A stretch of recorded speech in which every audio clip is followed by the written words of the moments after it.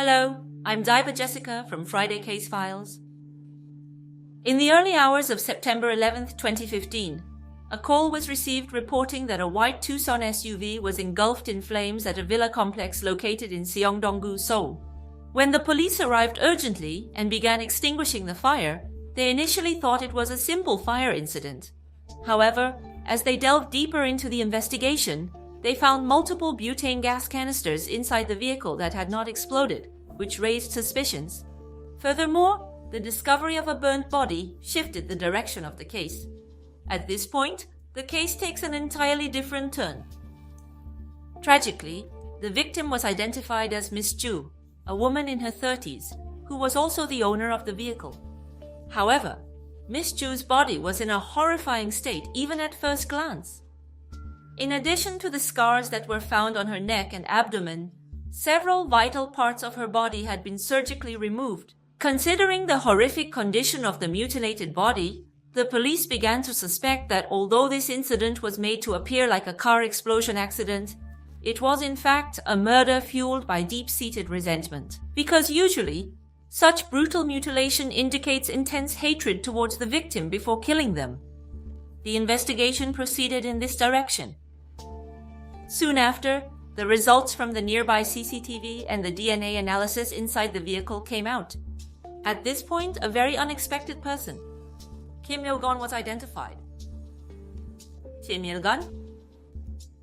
From the very beginning of this case, he was identified as one of the key suspects. In fact, just a few weeks before this incident occurred, because he had attempted a related crime a few weeks earlier. In Ilsan, located in Gyeonggi Province, he unexpectedly got into a car that was being driven by a woman in the designated women-only parking area of a large supermarket, and he tried to abduct the car along with the driver. Oh, at that moment, a security guard at the mart was able to temporarily halt the vehicle, which allowed the female driver to make a quick escape, resulting in the attempt being unsuccessful. But at that moment, Kim Il-gon took off with the car and escaped to Chungcheong Province. Afterwards, he was on the run from the police. Interestingly enough, the victim in this car fire incident, Mr. Ju, was actually residing in Asan, which is located in Chungcheongnam-do. However, the vehicle itself was found in Seoul, even though Mr. Ju's original place of residence was in Chungcheong. Eventually, the police were able to link this case. Thanks to the CCTV footage and DNA testing, Kim Il-gon was pinpointed as the prime suspect. Today, we'll see many photos of this criminal. It might not be pleasant for you all. It's not likely to be a pleasant photo. In the photo, Kim Il-gon has a staggering 22 prior convictions. Having committed numerous crimes, he had developed significant expertise in evading the police. In the end, capturing him proved to be a formidable challenge. Finally, 3 days after the incident, on September 14th, the police turned the case into a public investigation and issued a wanted notice for him. However, 3 days later, on September 17th, a man unexpectedly walked into an animal hospital located in Seongdong-gu, Seoul, and he was completely alone. He asked the veterinarian. He walked in and requested medication, stating that he wanted to euthanize his dog. Seems fishy, doesn't it? So, the vet declined, explaining that without the dog, he couldn't provide the medication. At that moment, the man suddenly turned violent and pulled out a weapon, threatening the veterinarian and the nurse. Luckily, the vet quickly hid inside the clinic and called the police. The police arrived on the scene. The man was apprehended. As it turned out, the man was none other than Kim Il-gon. Everyone, do you remember? At the beginning of this investigation, the police thought that anyone capable of mutilating a body like this must have had some personal vendetta. However, contrary to expectations, Kim Il-gon and the deceased victim Ms. Ju were complete strangers. They had no prior acquaintance or connection whatsoever. Now, what could possibly drive him to abduct and murder her in such a heinous manner? At this moment, based on Kim Il-gon's testimony, he claimed that he never intended to kill Ms. Ju. He did state, however, that his intention was to kidnap her as part of his plan for revenge. Oh, he made a puzzling statement. To understand this case, 4 months earlier, in 2015, we need to go back to May. 4 months earlier. During that period, Kim Il-gon was employed as a delivery worker around the Dorimdong area in Seoul. One day, while delivering on his motorcycle, he almost had a collision with a man in his 20s, Mr. A. But during this process, the two started arguing. Eventually, they were both charged with mutual assault. Kim Il-gon was fined 500,000 won. At this time, Kim Il-gon claimed it was a false accusation. He believed it was grossly unjust and decided to take legal action. However, despite filing the lawsuit, the outcome remained unchanged. But this is where his anger began. The thought that he had to pay a fine unjustly because of Mr. A caused him to seethe with anger, and he harbored an intense and deep-seated grudge. Consequently, for a period extending over the next 3 months, he kept visiting Mr. A's karaoke bar repeatedly, insisting, "I had to unfairly pay a 500,000 won fine because of you, so you need to give me that money," and continued to harass him relentlessly. Then in August, he went as far as to approach Mr. A with a knife while Mr. A was sitting in his car. At this point, A couldn't hold back. He exploded and got out of the car. But then I saw he was big. At this point, Kim Il-gon got scared and ran away.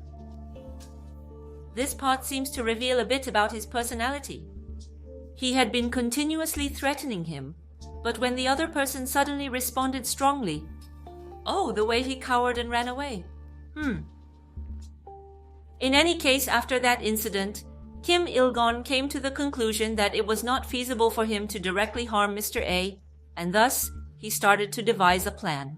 He then came up with a rather irrational and unconventional plan, which involved kidnapping a woman and having her infiltrate Mr. A's karaoke bar by disguising herself as an assistant, all in an elaborate scheme to exact his revenge. And the initial step of this scheme was the abduction incident that took place at a supermarket parking lot in Ilsan. This is a photo from the CCTV footage discovered at that time. Kim Il-gon in the women's parking lot of the mart. He waits while scouting for a suitable target. But the kidnapping failed at this time. Afterward, he fled to Chungcheong province by car. That wasn't the end.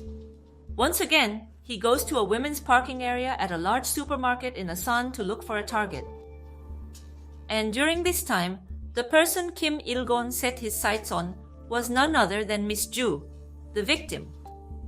On the afternoon of September 9th, 2015, at around 2 p.m., Miss Ju had just finished her shopping and was getting into her car when Kim Il-gon swiftly jumped into the vehicle with her.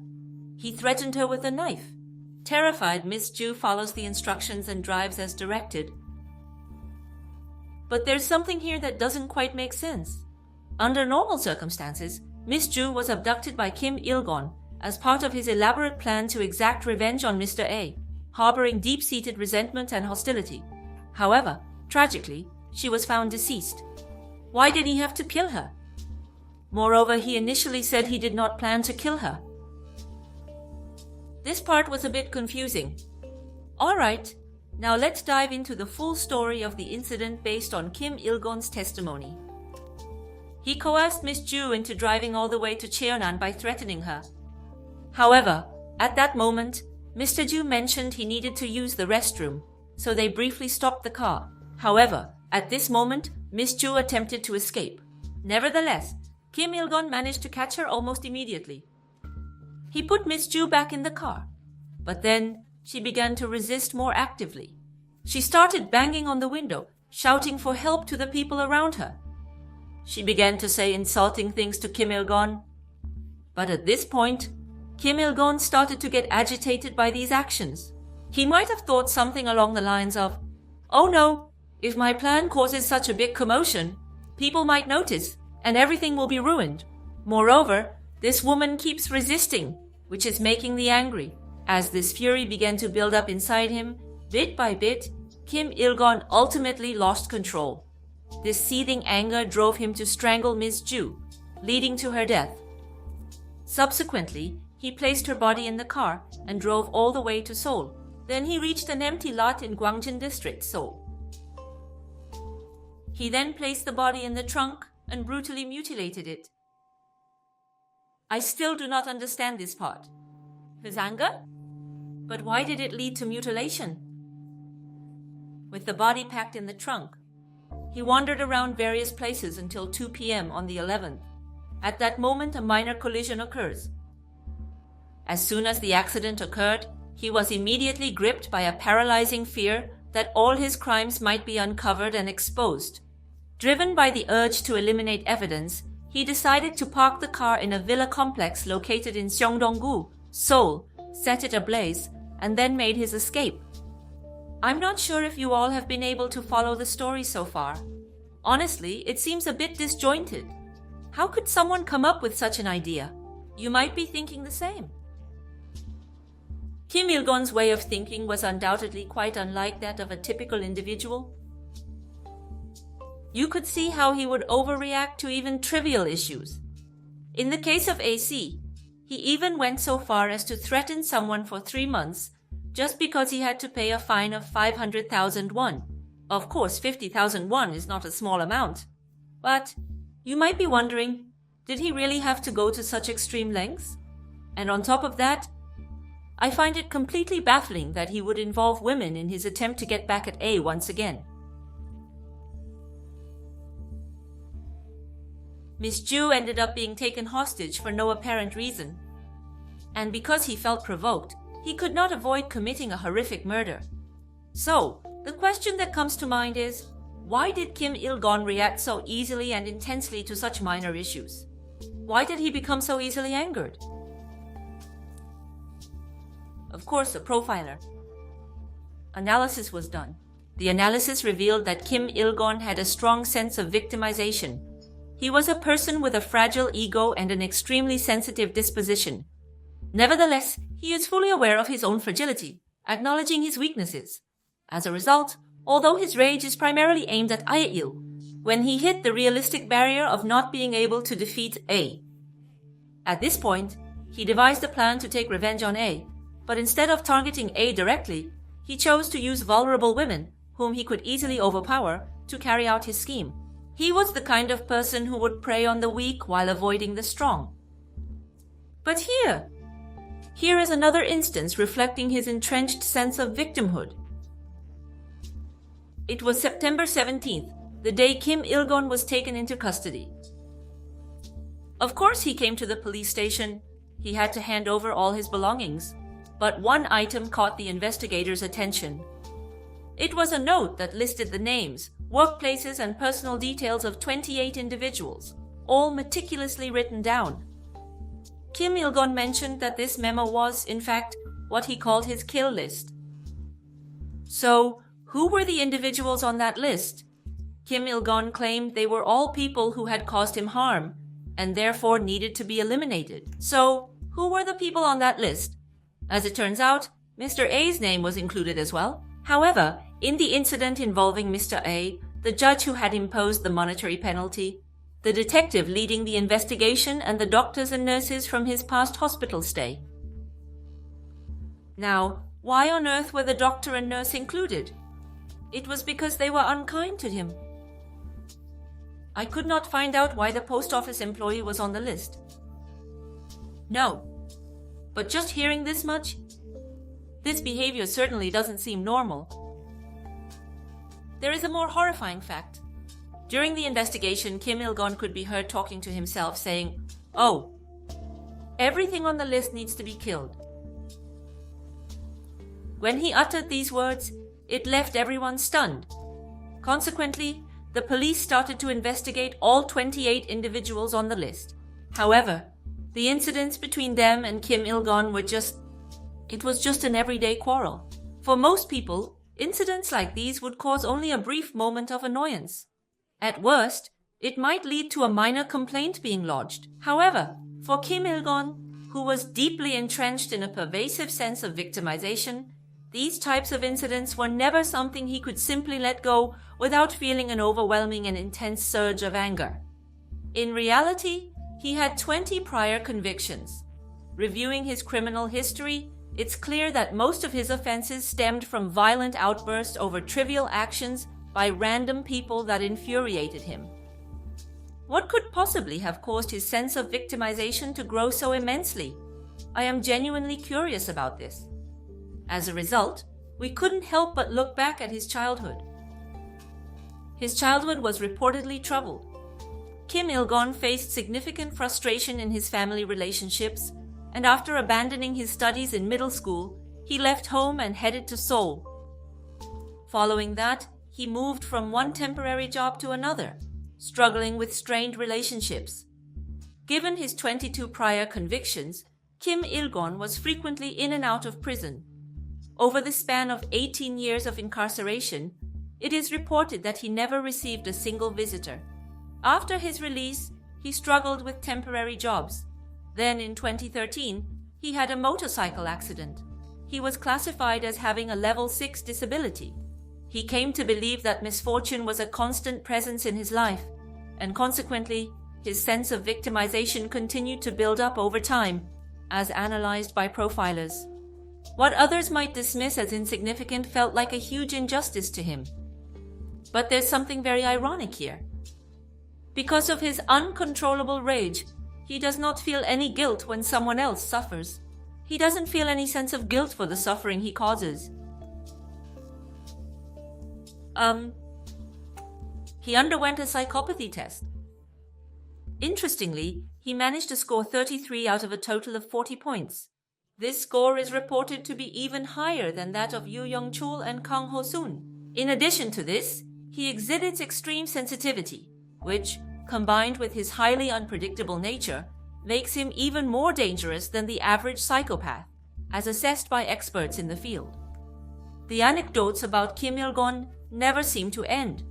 Even while he was in the midst of being apprehended, arrested, and undergoing the entire trial process, he kept insisting that he was innocent in the matter involving Mr. A. No. Any apology to the victim? Any expression of remorse? He showed no remorse. He kept saying he was the only victim. Even his defense team was astonished by his attitude. Ultimately, the court sentenced him to life, to atone for his entire life. We sentence him to life. Many of you are probably familiar with the Kim Il-gon case. Well, if I were to summarize this case in just one word, a crime from a victim mindset. In an attempt to meet someone like A, he sought to restore his deeply wounded self-esteem. He brutally targeted a vulnerable woman. You could call it an act of anger. Due to his almost delusional sense of victimhood, an innocent person lost their life.